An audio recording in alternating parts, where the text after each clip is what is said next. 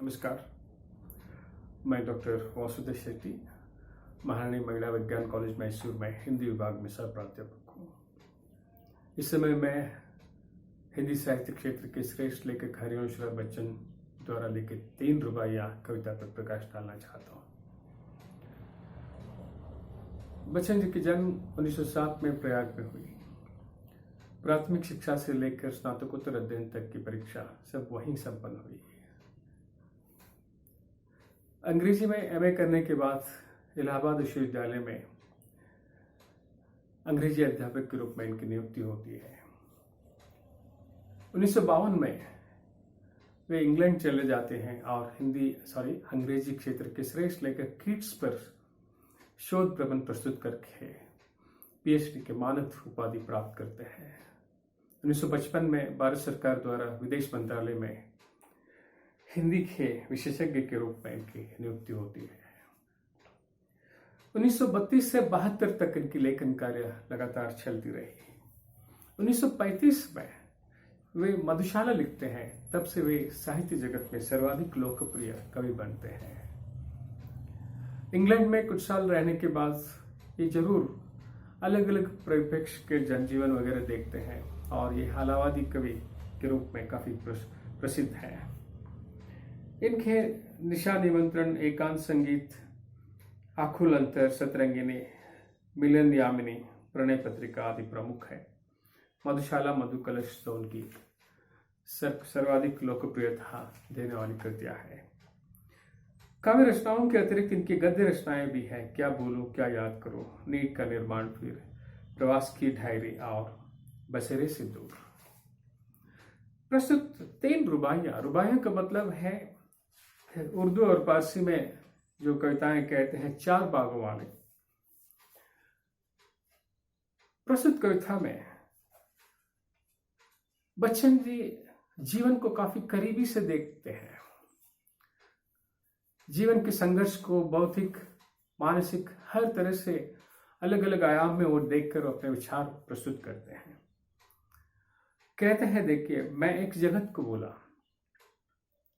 एक जगत यानी एक दुनिया।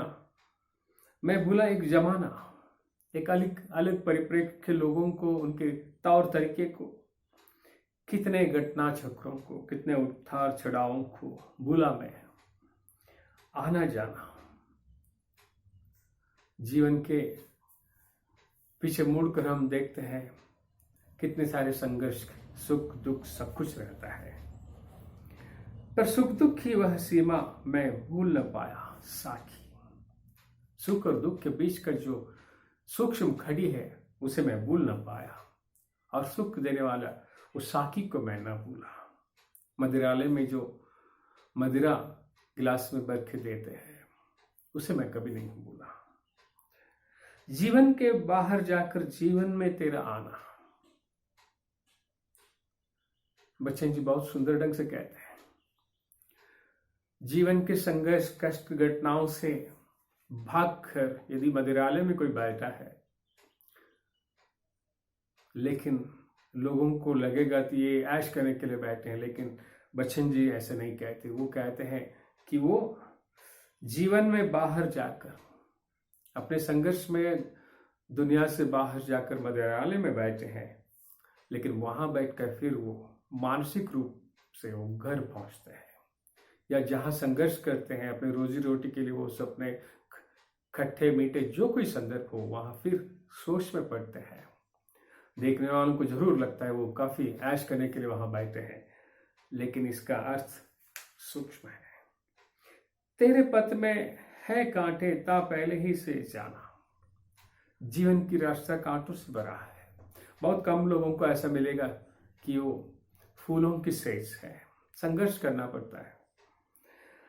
आसान मुझे था साकी फूलों की दुनिया पाना, लेकिन इन सारी जिम्मेदारियों से अलग होकर साकी के सामने बैठना, मदिरालय में बैठना, ये कोई कठिनाई नहीं थी। मैं आराम से बैठ सकता था,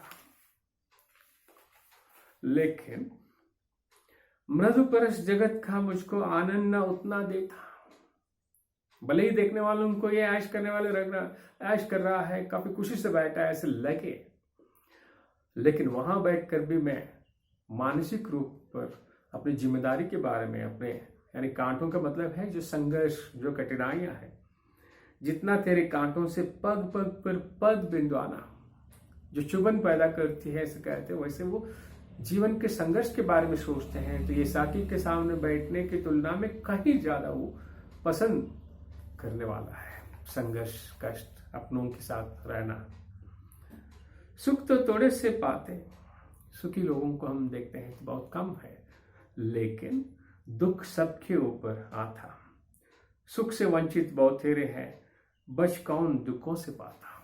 सुखी लोगों को आप गिनती करेंगे तो बहुत कम है। पूरे देश की तुलना में भी आप देखेंगे तो आलीशान बंगलों में रहने वाले, आलीशान गाड़ियों में घूमने वालों की संख्या बहुत कम है, लेकिन संघर्ष करने वाले, अपने 2 वक्त की रोटी के लिए, अपने बहुत सारे संदर्भ में जो कष्ट उठाने वालों को देखेंगे तो उनकी संख्या ज्यादा है। इसलिए कहते हैं दुख से बच कौन पाता है, तो हर किसी को वो मिलेगा ही। हर कलिका की किस्मत में जग जाहिर व्यर्थ बताना। कलिका की किस्मत में क्या है, कली तो खिलेगी ही ऐसा हमें लगता है, लेकिन कवि कहते हैं, वो सबको मालूम है, लेकिन कवि कहते हैं खिलना न खिलना हो, लेकिन है लिखा हुआ मुरझाना। खिले या ना खिले, लेकिन मुरझाना जरूरी है। इस जीवन में आने के बाद आप आनंद जितना मिल सकता है उसे ले लीजिए, नहीं तो यहां से चले जाना जरूर है। यहां साकी के बारे में कहते हैं, लेकिन इसका अर्थ ये नहीं है कि हरिवंशराय बच्चन जी शराबी बनने के तौर पर वो जोर देते हैं, बिल्कुल ऐसे नहीं। इसलिए 2 शब्द कहना जरूरी है। हालावाद के प्रवर्तक होकर भी बच्चन जी कर्तव्यपरायण और स्वस्थ जीवन के प्रतिष्ठापक कवि भी माने जाते हैं। काफी सुंदर ढंग से अपने विचार व्यक्त किए हैं। लेकिन दोस्तों, आप देखते हैं जब कभी मनोरंजन के लिए कोई फिल्म वगैरह आप देखते हैं तो वहां अक्सर हम मद्यपान और धूम्रपान के दृश्य देखते हैं। वहां लिखा हुआ रहता है हानिकारक है, liquor consumption is injurious to health. तो ये जिम्मेदारी के साथ रहना चाहिए। और मैं अब विषय से बाहर आके आपको कहता हूं, अब कोरोना के इस संदर्भ में जब कभी लॉकडाउन की ऐलान की जाती है, पूरे भारत में जहां कहीं मौका है, लोग बंद होने से पहले शराब के अड्डे में पहुंचते हैं और क्रैश टुगेदर कलेक्ट करके चले जाते हैं। तो ये छिपी नहीं है, लेकिन इसके बारे में लिखने के लिए, कहने के लिए काफी हिम्मत की जरूरत है। बच्चन जी इंग्लैंड में जाकर वहां के लोगों को, वहां की सिविलाइज्ड सोसाइटी को काफी करीब से देखें। केवल बच्चन जी नहीं है, ज्ञानपीठ पुरस्कृत और एक श्रेष्ठ नाट्यकार लेखक गिरीश कार्नाड भी अपने आत्मचरित्र, आत्मकथन में लिखते हैं आडारता आयुष्य, यानी खेल खेलते उम्र। उसमें भी इंग्लैंड को विदाउट पब, यानी पब के बिना इंग्लैंड को कल्पना करना मुश्किल है। तो ये अलग अलग परिप्रेक्ष्य में देखे हुए ये ज्ञानी है, इनकी सोच बिल्कुल अलग है। बहुत सुंदर ढंग से हरिवंशराय बच्चन 3 रुबाइयों में जिम्मेदारी और जीवन के आनंद लेने के बारे में बहुत सूक्ष्म रूप से व्यक्त किए हैं। मुरझाना सबको है। प्रणाम।